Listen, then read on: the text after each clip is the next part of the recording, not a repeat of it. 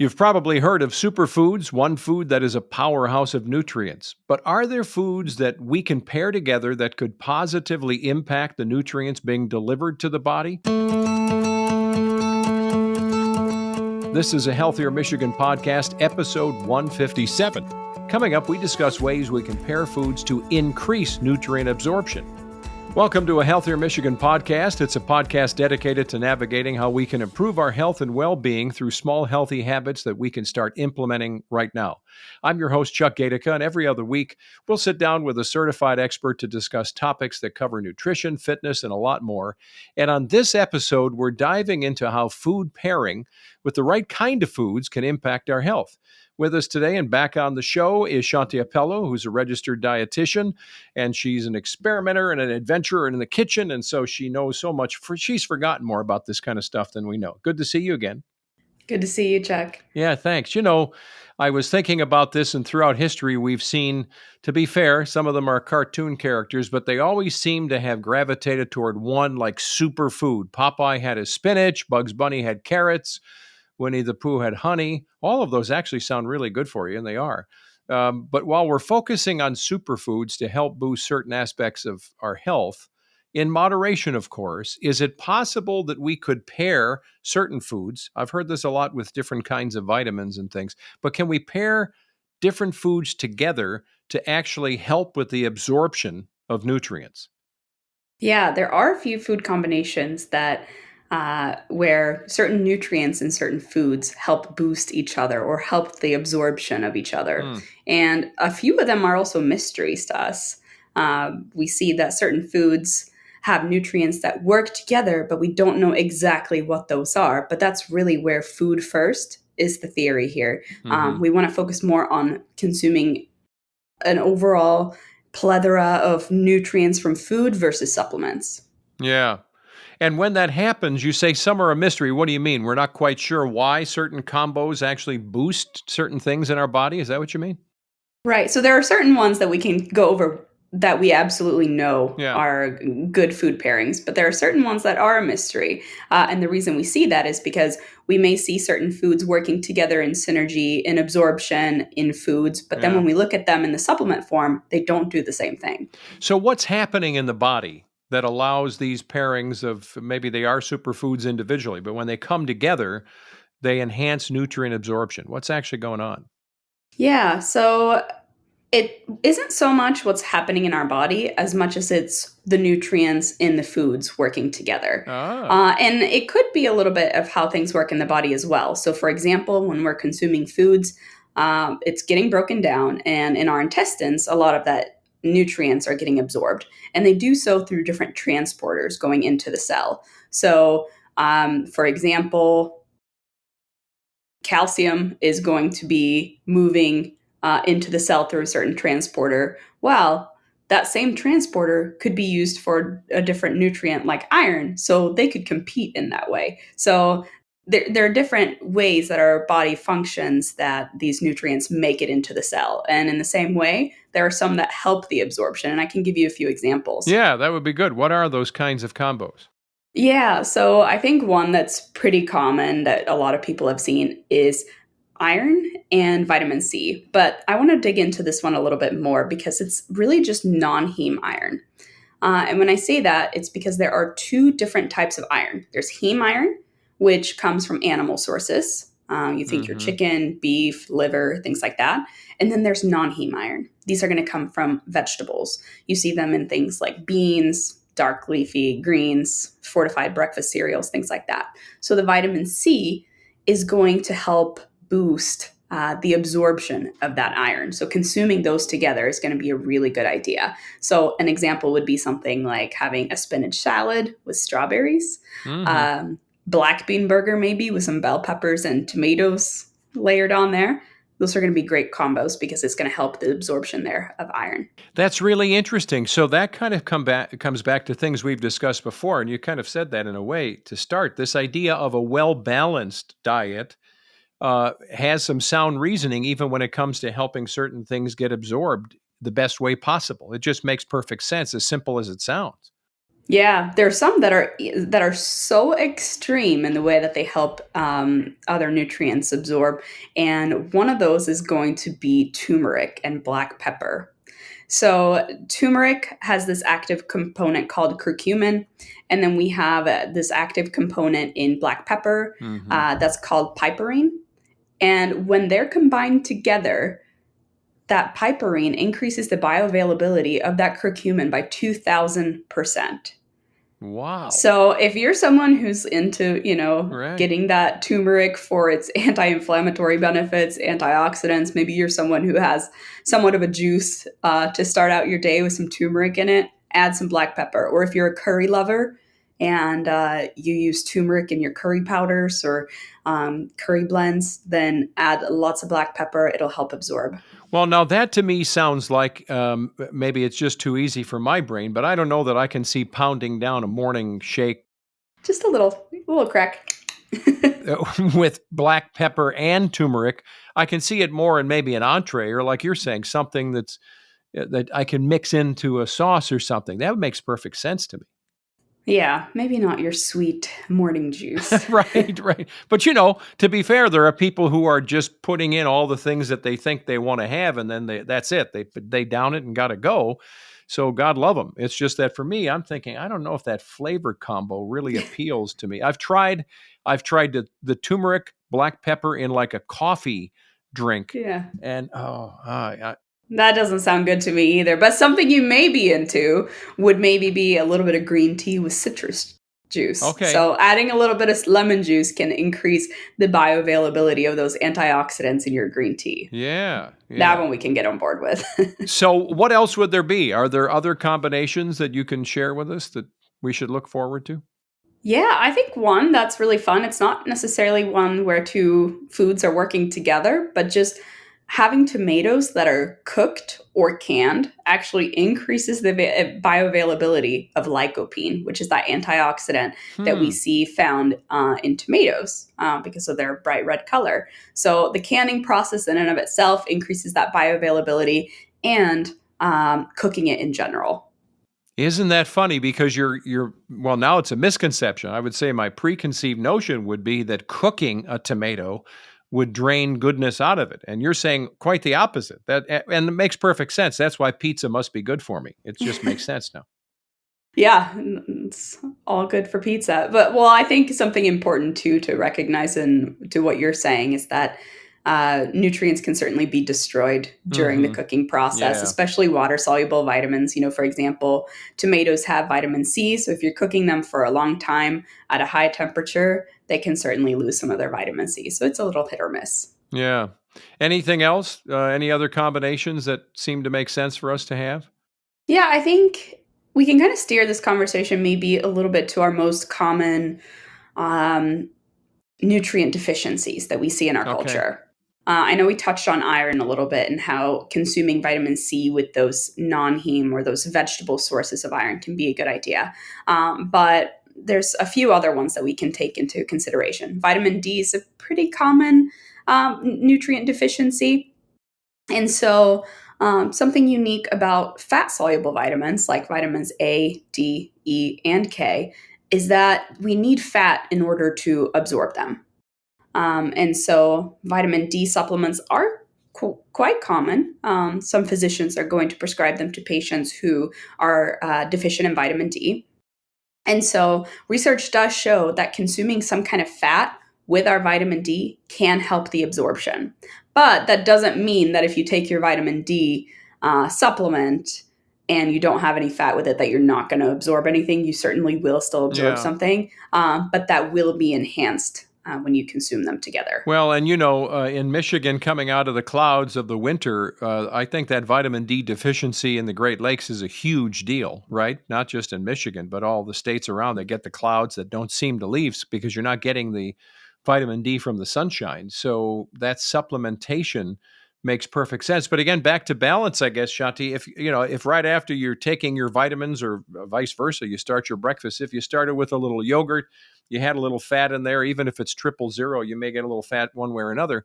It just makes sense. You're kind of rounding out that balance. And then when you do take your vitamins, it seems like you're actually helping yourself by just kind of keeping life sane. Yeah, I think it speaks to the importance to that fatness isn't necessarily bad. I think this was especially a thing in the 80s and 90s that people were very afraid of fat. There were a lot of different products that were coming out on the market that were promoted for being fat free. And so we recognize that there is an importance in these fats, especially when we're concerned about absorbing these nutrients. But we, of course, want to focus on the healthy fats. All right. Yeah, So yeah. when we're thinking about, vitamin A is in these orange and yellow veggies and tomatoes, we want to maybe consume those with some healthy fats. So, for example, if you're a huge fan of tomatoes as they're about to come in season here in the summer, you can serve those with some olive oil. That would be a really healthy fat to help you absorb that.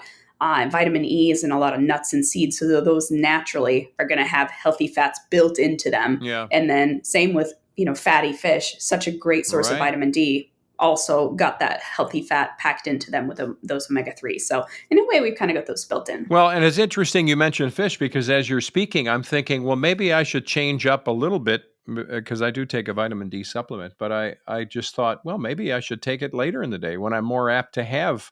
I don't really have much fat in my morning breakfast, but except for maybe yogurt. But I'm thinking maybe that's I'm having salmon that night. These are little changes that would not be deal breakers. They're not like crazy things to change up. I always think I need to take my vitamins first thing in the morning. It's just the way I'm trained, like Pavlov's dog. So maybe there's a little change up and it's just better for me. Yeah, Yeah. yeah. Another one of these common deficiencies or foods that we maybe don't consume enough of are those calcium-rich foods, and vitamin D comes into play here too. And so calcium foods, those dark leafy greens, broccoli, collard greens.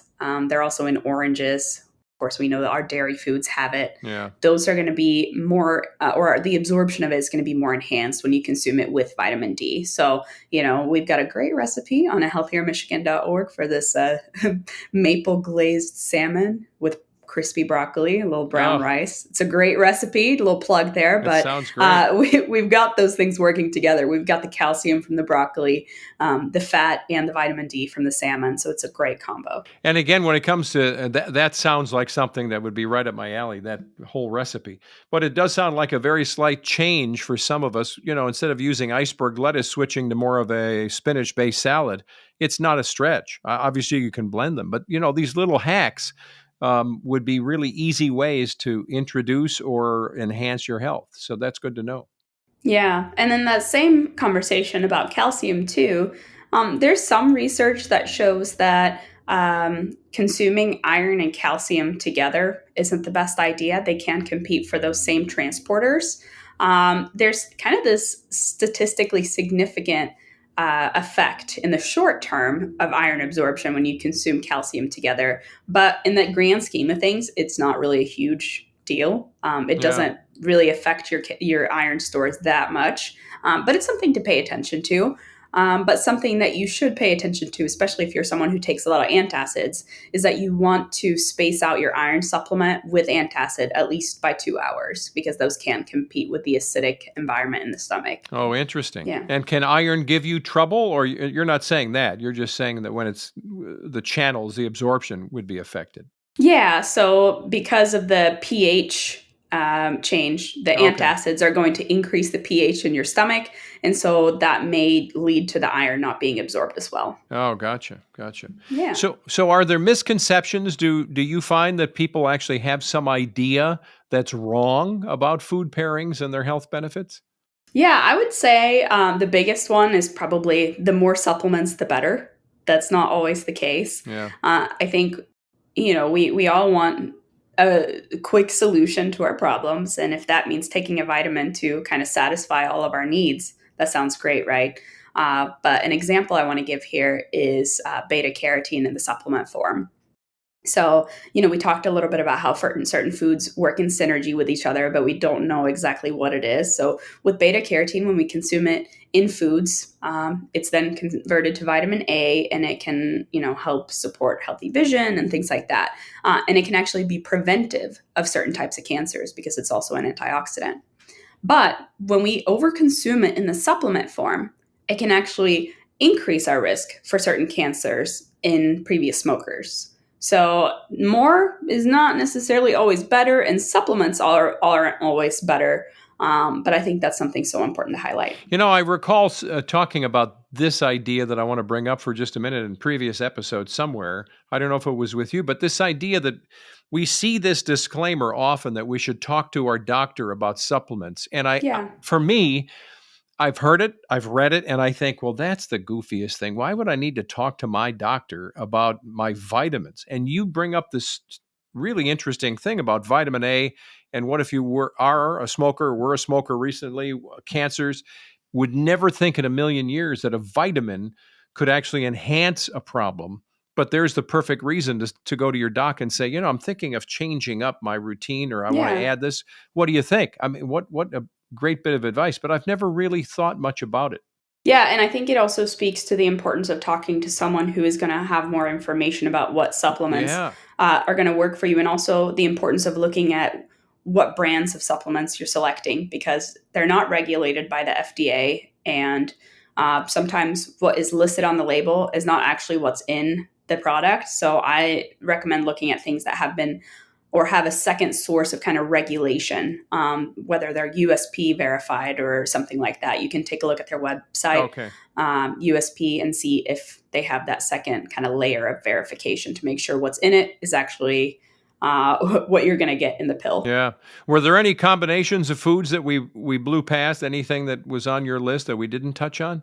I think something important is we touched on a lot of like deficiencies and things like that. But the final thing is that if you're someone who is vegan or vegetarian and you're concerned about getting all your amino acids from food, there are a few combinations you can think of. So what we call them are complete proteins. And that means that they have all the essential amino acids. Non-essential amino acids are ones that we produce in our body in and of itself, that we naturally are able to make them. But essential amino acids are ones we have to consume from food. Yeah. So there are lots of proteins in the animal world, like eggs, beef, chicken, all of those that provide us with complete proteins or all the amino acids that we need. But in the vegetarian world, we have to pay a little bit more attention. So to get those, you can combine rice and black beans. I think that's a pretty common one that people know of. If that's not your jam, I'm not a big bean person.